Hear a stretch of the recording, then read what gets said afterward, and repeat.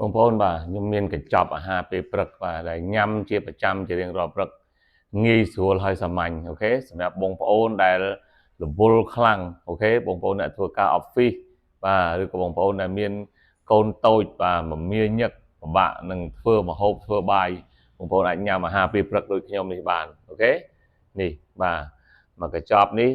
បាទមាន5 6មុខបាទអញ្ចឹងបងប្អូនអាចញ៉ាំច្រើនអញ្ចឹងក៏បានឬក៏បងប្អូនអាចញ៉ាំបាទ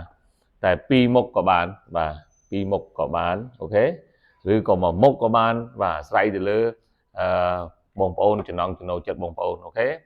ហើយវិធីញ៉ាំអាហារនេះគឺងាយស្រួលសាមញ្ញទេបងប្អូនគ្រាន់តែមានទឹកសុទ្ធ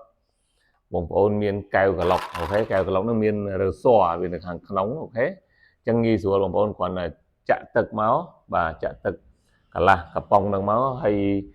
ប្រើជាមួយទឹកសុទ្ធបាទទឹកត្រជាក់មិនទឹកក្តៅទេអូខេ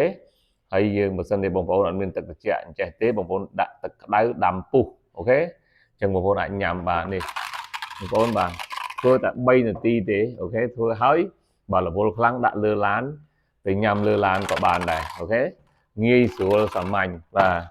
មួយឈុតនេះក៏បានបើបានមួយឈុតនេះអេមតែម្ដងបាទអញ្ចឹងបងប្អូនដែលរវល់ខ្លាំងអូខេអាចសាកល្បងញ៉ាំដូចខ្ញុំបានបាទឬក៏មានចង្អុលបន្ថែមបាទអាចសួរខ្ញុំបានអត់អីទេខ្ញុំមិនកណាញ់ទេបាទអរគុណច្រើន